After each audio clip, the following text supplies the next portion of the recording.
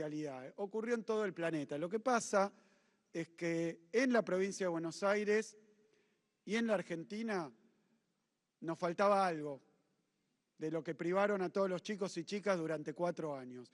¿Qué pandemia distinta hubiera sido para los chicos y chicas de la República Argentina y de la provincia de Buenos Aires si hubieran tenido la computadora que le correspondía y que les privaron por una decisión política que, como decía recién, tuvo que ver con una excusa? Hubiera sido distinto. Lo mismo si estaban en los hospitales. Es decir que estas deudas y estos derechos no cumplidos después siguen teniendo efecto y bueno, y otro tanto con la infraestructura escolar. Vino recién Martín a decirme, porque la inversión que se ha hecho en las escuelas de la provincia, ustedes recordarán, y no lo quiero traer a colación, que hubo un escape de gas en una escuela de la provincia de Buenos Aires y una tragedia tremenda. Cuando nosotros asumimos el gobierno de la provincia, dijimos que eso no podía volver a pasar. Por eso se inició un programa, Escuelas a la Obra, que involucra el arreglo de todas las escuelas que tienen, Cristina, algún tipo de peligro para quienes concurren. Pueden ser del gas, pueden ser de la electricidad, pueden ser los baños, pueden ser mampostería, techos que se caen. Había de todo en la provincia de Buenos Aires.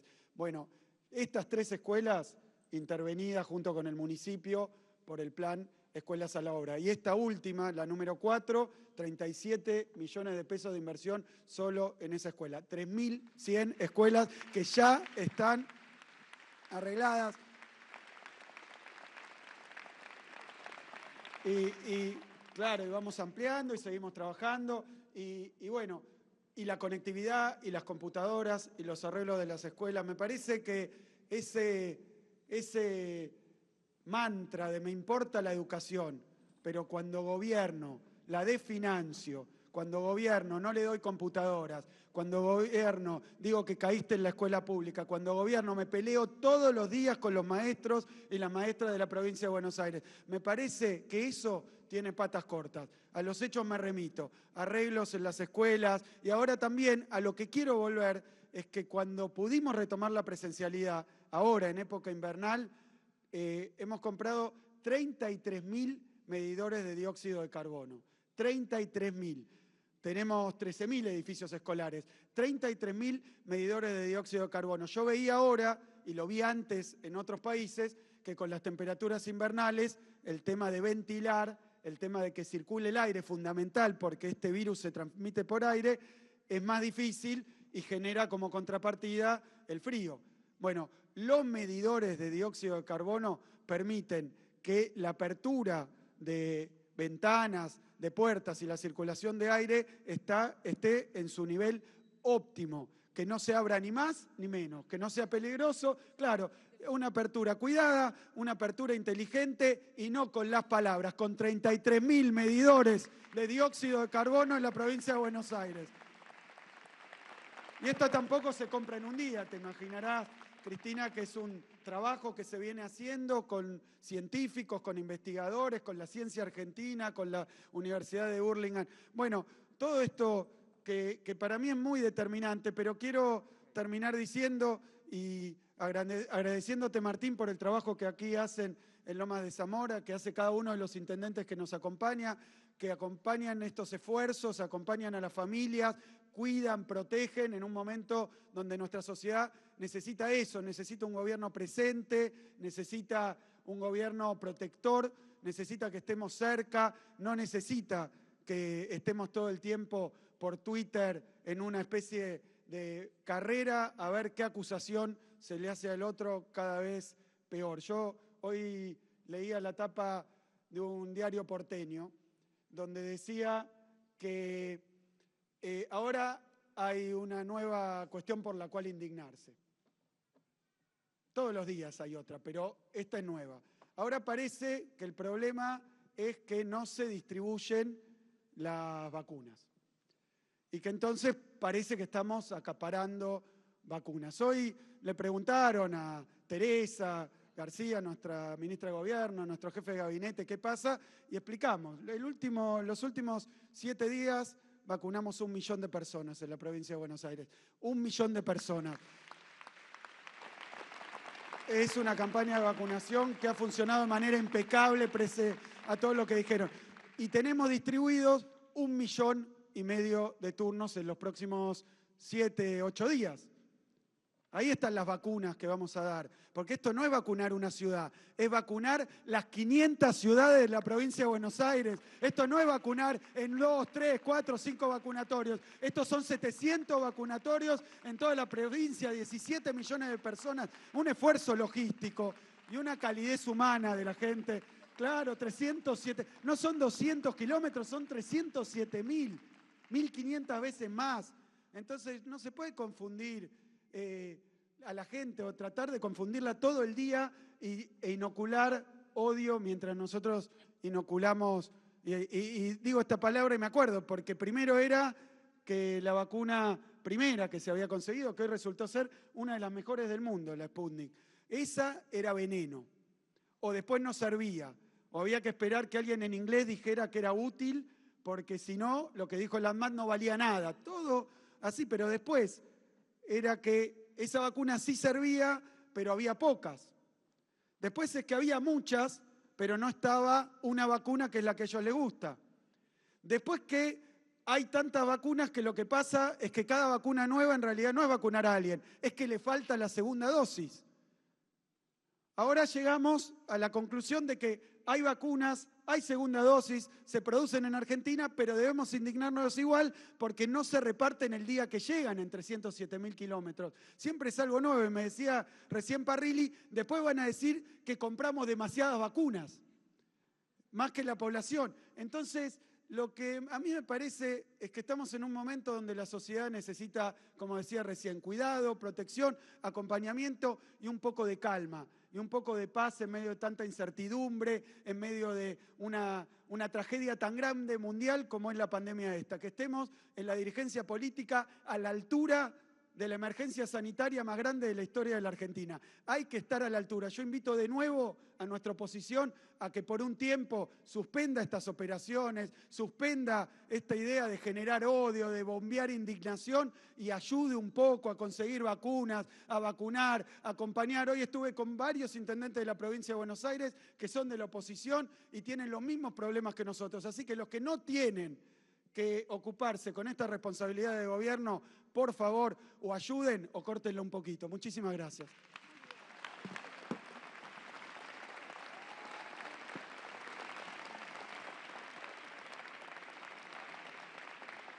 Y llegó el momento más esperado por los chicos y las chicas, el momento de recibir su tablet, esperando por supuesto que la disfruten, que la cuiden, porque es una herramienta más para seguir estudiando.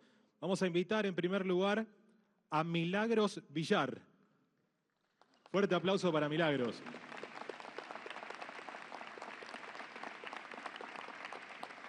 Hey.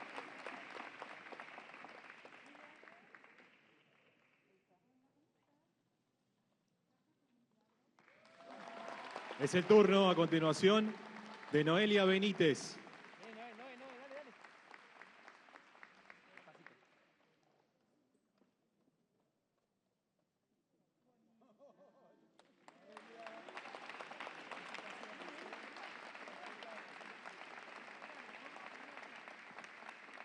Invitamos a Milagros Martínez.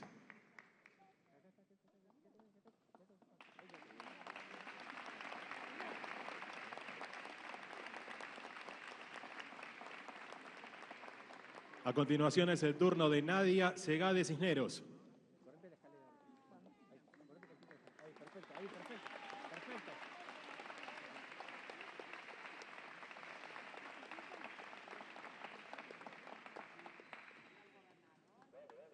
Invitamos a subir a Caterina Fernández González.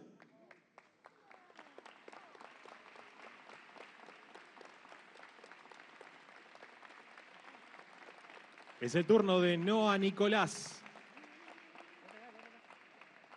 Vámonos.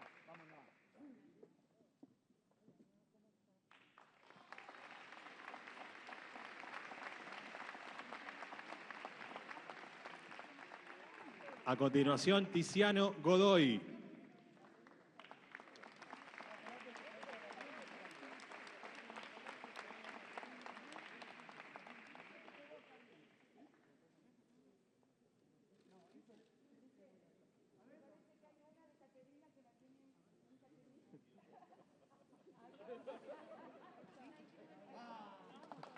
Invitamos a Alejo Julián Aedo.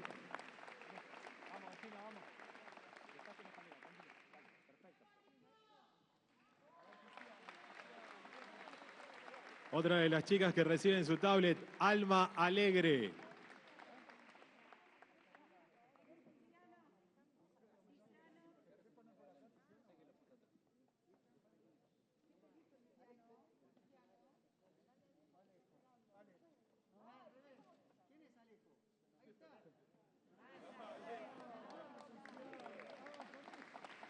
También invitamos a Melanie Alegre.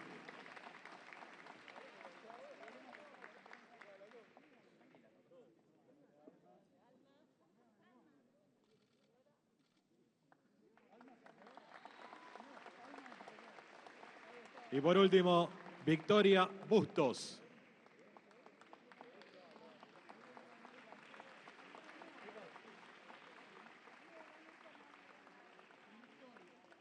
Allá, aquel lado, aquel lado.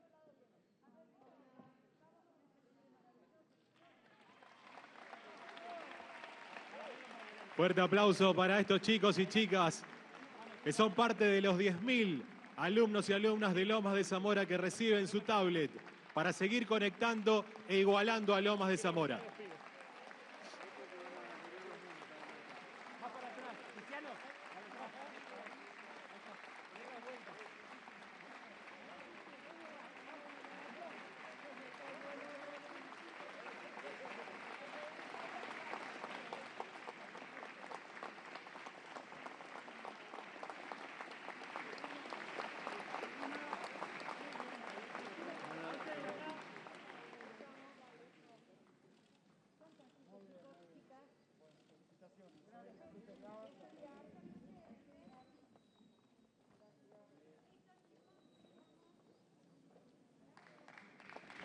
Felicitaciones chicos, felicitaciones chicas.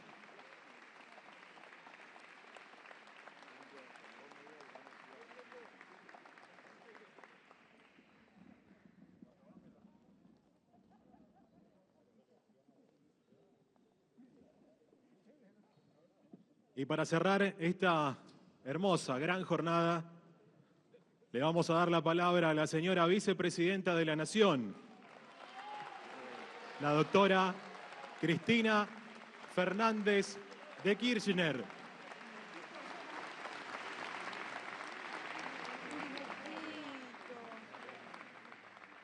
Mira, ¿Olivia? ¿Y quién es Olivia? Dibujito me regala.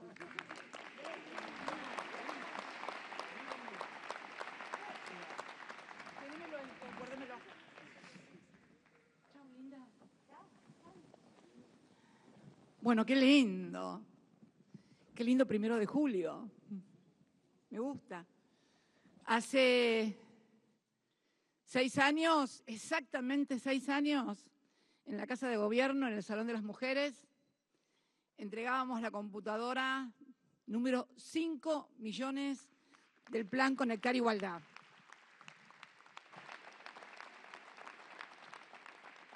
En realidad, cuando terminamos el gobierno ya habíamos entregado 5.400.000, porque después de ese día seguimos entregando y terminamos con 5.400.000. Che, siéntense. Están todos parados ahí como si fueran... Sí, tranqui, por favor. Todo descontracturado. Estamos entre amigos y compañeros. Y vecinos y vecinas. Y bueno, la verdad que 5.400.000 netbooks. Y la maestra, la primera directora, Laura era, ¿no? Laura, que recordaba los carritos, aquellos carritos que traían un manojo de computadoras, 20, 21 computadoras, para que iban por todo el colegio primario, aula por aula, para que los chicos ya se fueran familiarizando en la escuela primaria para cuando llegaran al secundario, porque ya en el primer año tenían su netbook y después se iban con su casa su netbook. La verdad que fue, yo diría, una verdadera revolución, porque impactó mucho. En muchos hogares era la primera computadora, el primer instrumento tecnológico que llegaba a la familia, que utilizaba no solamente el chico, sino la madre, los hermanos, los abuelos.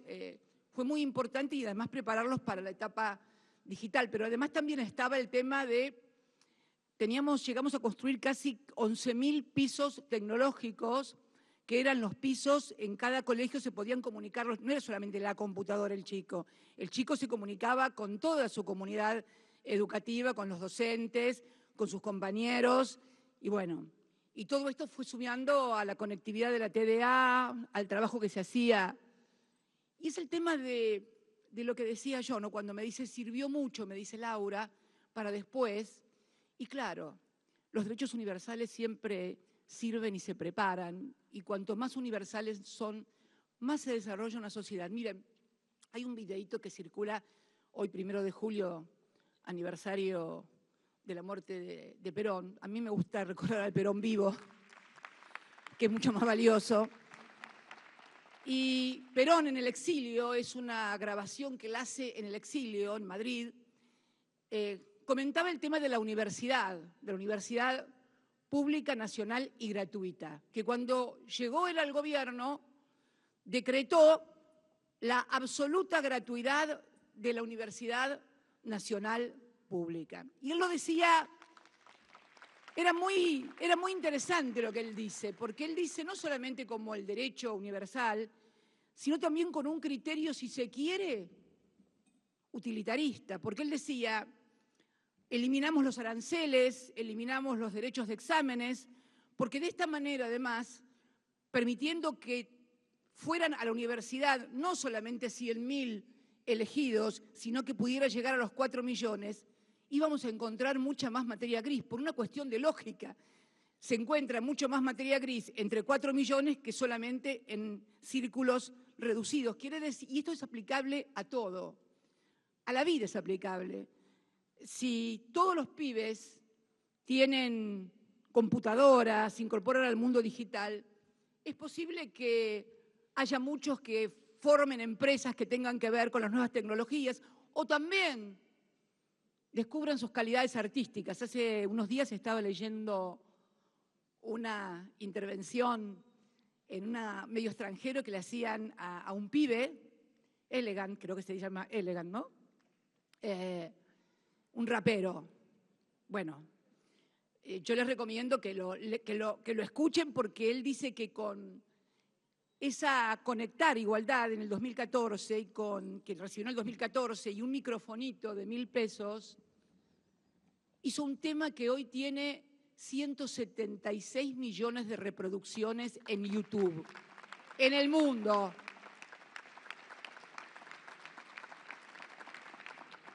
Y bueno, si van a escuchar a Elegant o a Trueno, que también creo que lo hizo también con una computadora, creo que también lo leí ahí. Yo de los raperos personalmente lo conozco a Woz, nada más. Lo conozco a Woz, que una vez me hizo un rap en el Senado, no era vicepresidenta, ¿eh? Guarda. Y nadie soñaba con que alguna vez volviéramos a estar donde hoy estábamos, ni siquiera los muy propios.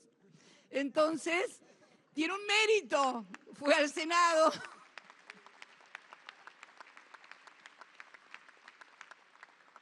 Acercarse al poder es más fácil, acercarse a quien es perseguido, estigmatizado y demás, tiene otro valor, el valor de que no le importa, sino lo que piensa, y bueno, me parece que esto es un valor. Yo sé, confieso también que puse a escucharme a Elegant.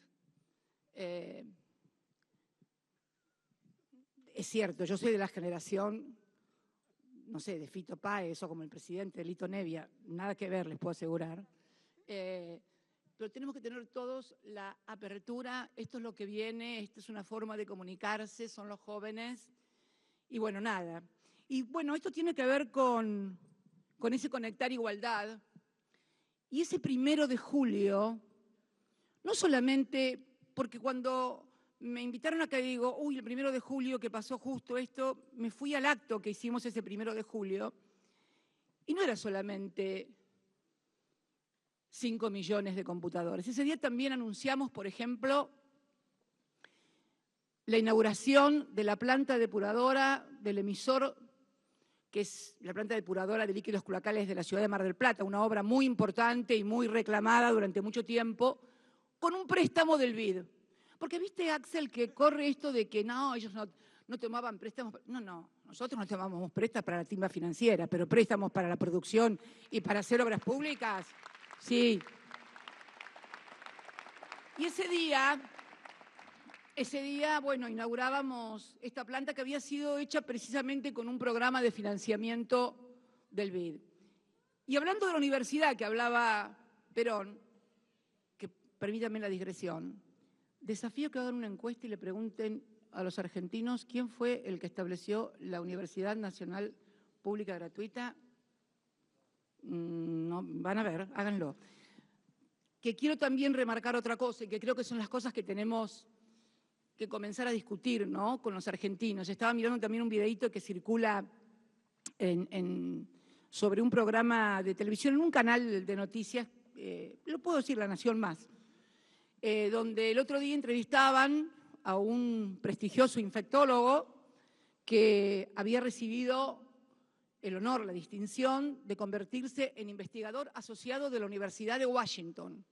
Bueno, le decían que qué honor que era, qué maravilla. Vos veías por dónde venía, ¿no? Como que te reconocieron en el exterior. Aclaro que no sé si científico puede ser que esté en las antípodas nuestras de pensamiento, pero quiero reflejar esto porque es muy interesante, porque le tiraban flores y flores y flores para decir que acá todo es más o menos, pero allá es una maravilla.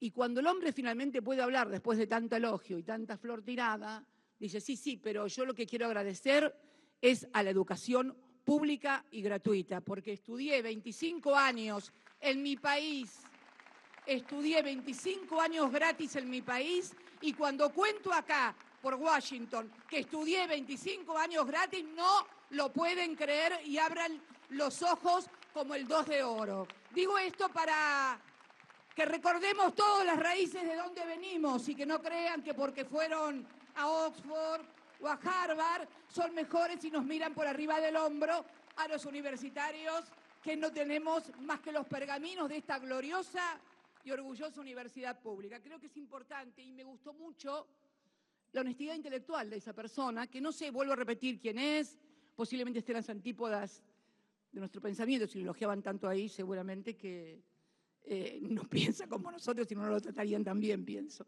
Pero bueno, nada, me gustó la honestidad intelectual y el que podamos, los argentinos, en algún momento discutir estas cosas, ¿no? Porque yo pensaba, si hubiéramos continuado con el Conectar Igualdad, como bien decías vos, como lo decía también Martín, qué diferente hubiera sido tal vez todo este problema de las clases presenciales de la pandemia, porque en realidad el problema no son las clases presenciales. Todos queremos que los chicos vayan al colegio, o por convicción o por comodidad, seamos honestos y sinceros, o por convicción porque queremos que los chicos vayan al colegio y muchas veces también porque los padres no saben qué hacer con los chicos y el colegio es un lugar donde los chicos aprenden, están, los chicos se miran entre ellos y saben que esto es así, ¿no? Y aplauden, y claro, es la realidad. Entonces, yo creo que hubiera sido muy distinto todo este tema, porque además hubiera habido todo un ejercicio permanente de conectividad, de conectarse virtualmente, y entonces las cosas hubieran tenido mayor familiaridad para el tratado de la conectividad y del Zoom y de la lejanía, que no nos gusta a nadie. Pero lo cierto es que esta pandemia ha puesto el mundo patas para arriba. En nuestro país tenemos un problema doble. La Argentina ya estaba patas para arriba cuando llegó la pandemia. Nos encontró patas para arriba, endeudados como nunca. Yo recordaba ese 1 de junio de 5 millones de computadoras, 1 de julio, 5 millones de computadoras. Ese día hicimos esta obra fantástica. Ese día también, recuerdo, firmé el decreto por el cual se aprobó el primer convenio colectivo de trabajo de los docentes universitarios. La primera vez, increíble, ¿eh? Con 54 universidades públicas no había convenio colectivo de trabajo con los docentes universitarios. Lo trabajamos entre 5 y 6 años, porque ustedes se imaginan lo que es discutir con 6 agrupaciones que representaban a todo el arco docente de la universidad, nos llevó 5 o 6 años poder finalmente confluir en un convenio colectivo de trabajo, el primer convenio colectivo de trabajo de docentes universitarios, donde también el salario había crecido desde el año 2003 a ese 2015 el 1.200%. Estábamos en un país donde teníamos el mejor salario mínimo vital y móvil en dólares de toda América Latina. Estábamos en un país donde decidíamos nuestras políticas económicas con autonomía, porque Néstor había tenido la genialidad de desendeudarnos del Fondo Monetario Internacional allá por el año 2005 y no deberle un solo dólar en aquella Argentina de los 5 millones de computadoras, en aquella Argentina de aquella obra tan deseada de Mar del Plata, en aquella Argentina de ese primer convenio colectivo de los trabajadores. ¿Vos sabés que también ese día, Axel, inaugurábamos una fábrica en Campana? Esta cosa que nos dicen, que no, que los... Bueno, una fábrica impresionante. Quiero contarles la historia de esa fábrica. Era una empresa familiar que con una política que habíamos decidido del Estado había podido construir esa fábrica. Y era una familia, una empresa fundada en 1983 que se dedicaba a hacer mástiles de carbono para barcos. 1983. Mástiles de carbono para barcos. Vino el año 2000, era todo prácticamente su producción, la exportaba. La crisis del año 2008, la de Lehman Brothers, esa que asoló al mundo, por eso me da risa cuando dicen, tenían viento de cola. ¿De qué cola? No sé de qué cola me hablan. Yo por lo menos de cola no tuve nada, y menos viento. Entonces, en aquel momento quedaron muy mal, pero ¿qué hicieron? Con los ingenieros de la empresa, como producían carbono, ¿qué generaron? ¿Vieron las pulverizadoras del campo donde se larga los herbicidas, los pesticidas para la siembra que tienen como alerones? Esos alerones, hasta ese momento, año 2012 creo, eran alerones de acero. Entonces, al ser de acero, eran muy pesados y no podían tener más de 30 metros de longitud. ¿Qué hizo esta empresa? Que se llamaba Quinagro, me parece, una cosa así. Utilizó el carbono que utilizaban para los mástiles para hacer esos alerones, botalones se llamaban. Botalón, me acordé. Botalones. Los botalones son esos alerones de las pulvericidas, de las máquinas pulvericidas. Lo hicieron de carbono. Entonces, pesaban 5 veces menos, y eran 6 veces más resistentes con carbono. Entonces pudieron hacer alerones de 45 metros y más, y entonces tenían que pasar una sola vez, no tenían que hacer surco. Bueno, ¿qué pasó?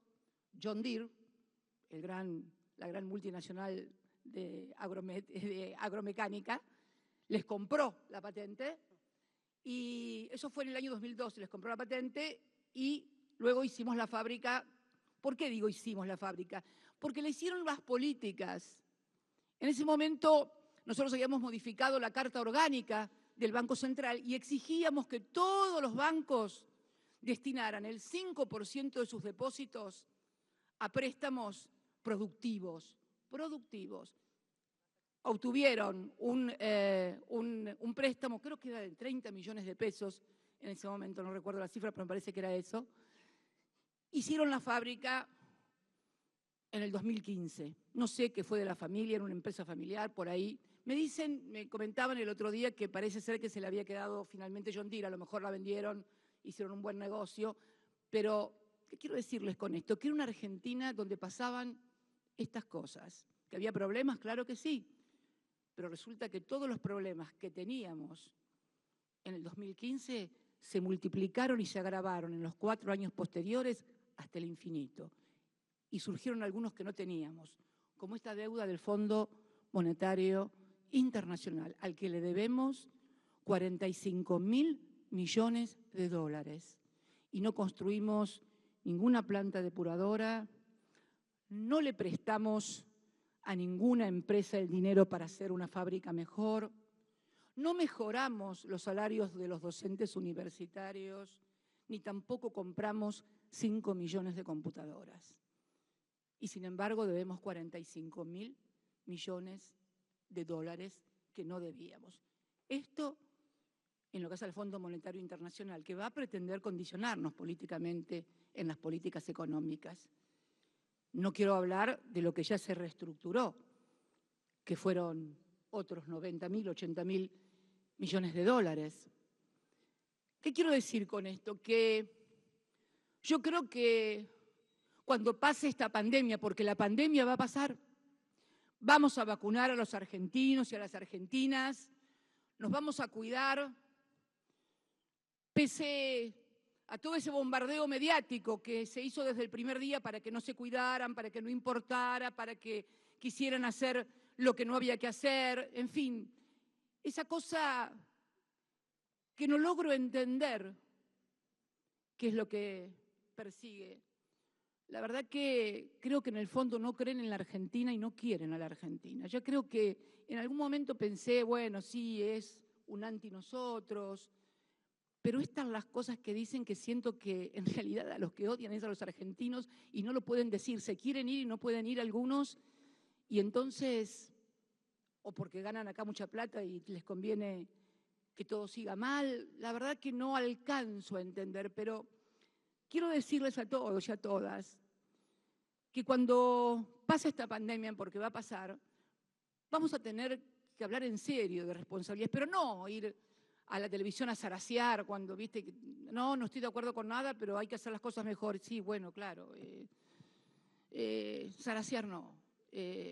Tampoco difamar, mentir, creer que por acusar al otro, difamarlo, denunciarlo, se pueden ganar las elecciones. Puede ser, sí, que ganes una elección. Bueno, de hecho, en el 2015, con aquel país y con todas las dificultades que teníamos, les decía, teníamos el mejor salario en términos de dólares de América Latina, el mejor haber previsional también en dólares en América Latina, 5.9 de desocupación, 0 endeudamiento no productivo, porque sabemos siempre que el endeudamiento con el Fondo Monetario Internacional es de carácter financiero, no productivo.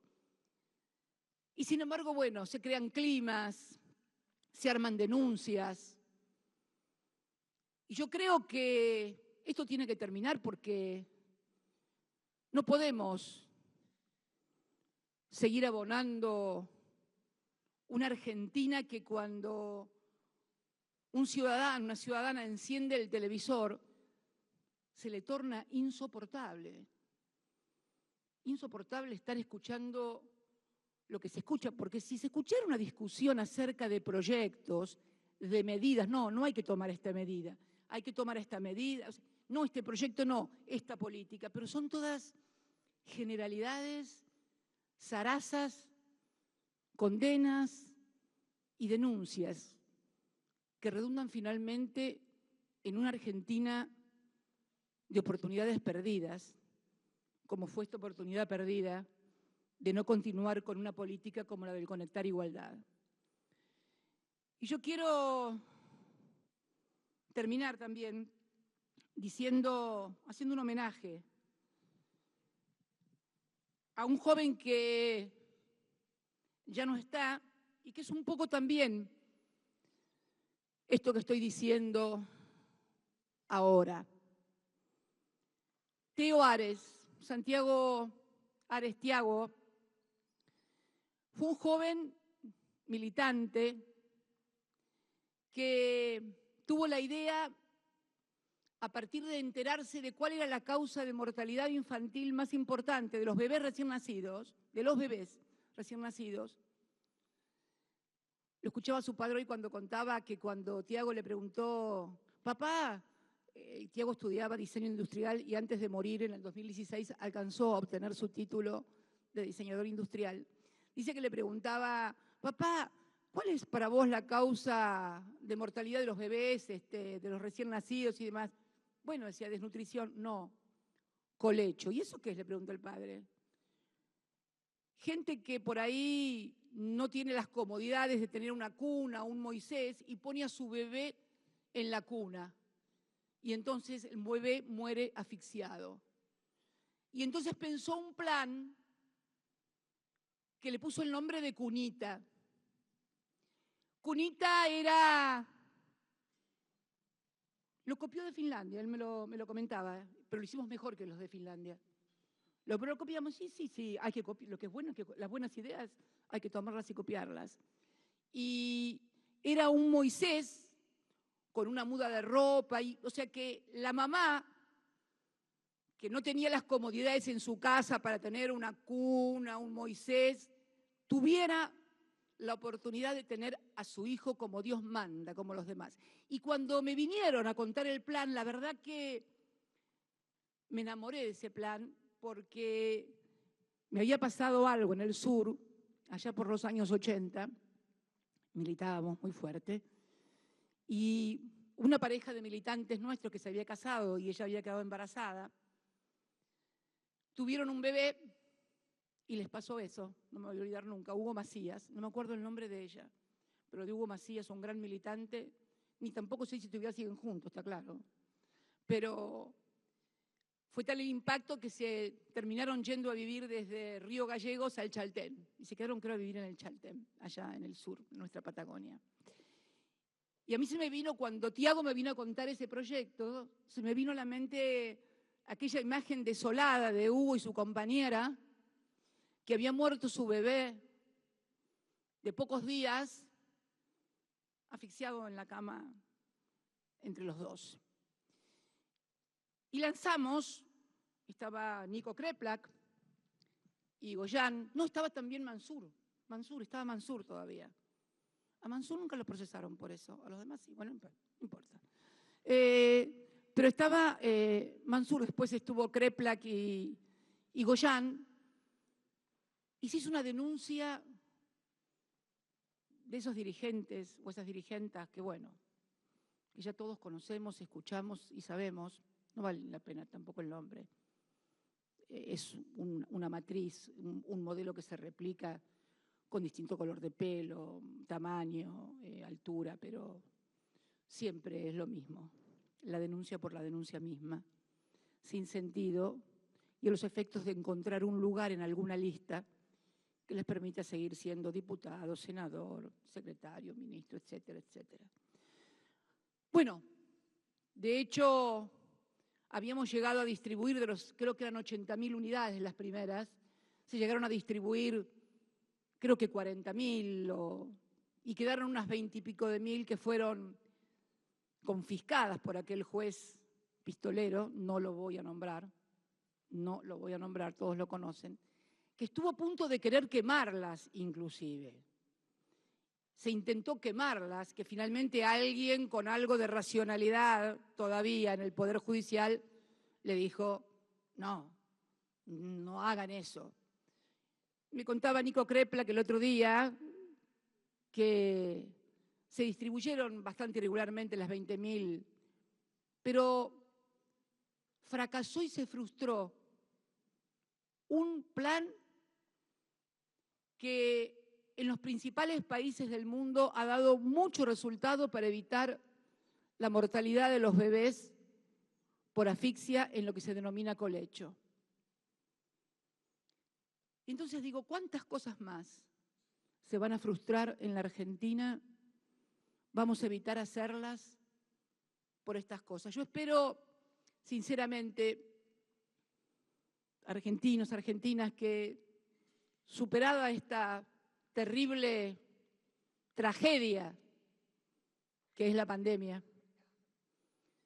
para la que nadie estaba preparado para gobernar, donde no había proyectos, donde no había propuestas, donde además un día nos decían una cosa desde la propia... Yo me acuerdo que al principio habían dicho que los barbijos no, después dijeron que los barbijos sí, después esta permanente mutación, pero vamos a salir. vamos a salir y yo espero sinceramente que tengamos todos y todas aquellas que hemos abrazado la vocación política para representar intereses, porque tengamos en claro que la política es representar intereses. Pueden ser los intereses de las grandes mayorías nacionales, los intereses del desarrollo nacional, de la tecnología nacional, de la industria nacional, que también con el Conectar Igualdad se desarrollaba el cable de las computadoras, la carcasa de plástico, comenzamos a desarrollar autopartes tecnológicas que antes no las hacíamos en el país, las comenzamos a hacer en el país, luego seguramente se discontinuaron. Que tengamos la grandeza, la inteligencia de comenzar a discutir en serio, a través de propuestas, a través de políticas. Yo creo que además tenemos una gran oportunidad para hacerlo, porque tenemos 12 años y medio. Yo otro día escuchaba que alguien decía, no, este país hace 70 años nada. Hace 70 años Perón establecía que la universidad pública debía ser gratuita. Hace 70 años se establecía el aguinaldo, el derecho a las vacaciones pagas, a la licencia por enfermedad. Más adelante pudimos hacer muchas cosas más, también con ciencia, con tecnología. Yo creo que hoy estamos en condiciones, los argentinos y las argentinas, de poder sopesar las políticas que nos han dado resultado, porque más allá de la ubicación partidaria que cada uno o cada una tenga, yo creo que en el año 2015 éramos más felices de lo que vino después.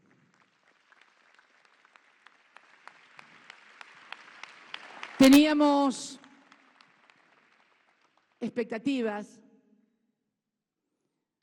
no teníamos este nivel de endeudamiento feroz que constituye una restricción tremenda, una restricción sin precedentes. Nunca tuvimos este grado, este volumen de endeudamiento con un organismo como el Fondo Monetario Internacional, que como todos saben y todas saben, cuando hace acuerdos quiere condicionar las políticas públicas económicas de cada país. Nunca tuvimos este nivel, este volumen de endeudamiento. Tampoco nunca habíamos tenido una pandemia. El mundo no estaba preparado para esto. Entonces yo creo que debemos hacer todos y todas un gran esfuerzo para encontrar una forma de abordaje y de discusión de nuestros problemas a partir de números y de cosas reales y concretas que han sucedido a los argentinos. El endeudamiento y cómo vamos a afrontar este endeudamiento que tenemos que pagar en este gobierno, pese a que no lo contrajimos. No es solamente responsabilidad del gobierno, que es el que tiene la representación de la Argentina. En realidad, si fuéramos a responsabilidades, las grandes responsabilidades son de los que contrajeron este crédito casi criminal de 45.000 millones de dólares.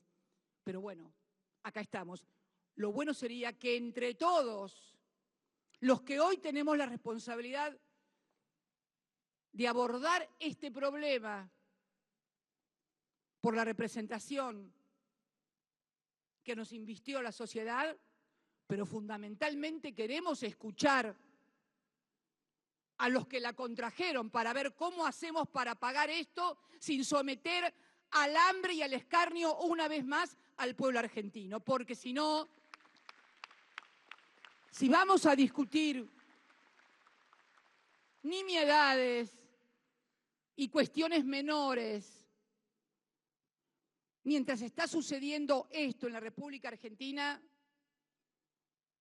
no nos los van a perdonar, pero no solamente a nosotros, a todos los que de alguna u otra manera quieren representar políticamente a sus compatriotas. Por eso creo que superada esta etapa y también durante esta etapa vamos a necesitar sentarnos en serio para ver cómo hacemos. Porque el mundo, yo leí cuando empezó toda la pandemia, había algunos discursos de que vamos a ser mejores, más justos, más... No. Tengo la perspectiva de que cuando esta pandemia termine, los poderosos van a ser más poderosos y los débiles vamos a ser más débiles. Y los ricos van a ser más ricos y los pobres van a ser más pobres. Por eso tenemos, por responsabilidad histórica, por convicción personal y por representación popular, abordar este debate con todos los argentinos, piensen como piensen y estén donde estén. Muchas gracias y felicitaciones, Martín, por los 5 millones, por las 10.000 computadoras. Perdón, por las 10.000 computadoras. Felicitaciones, Axel, también por todo el esfuerzo en los colegios. Muchas gracias a todos y a todas.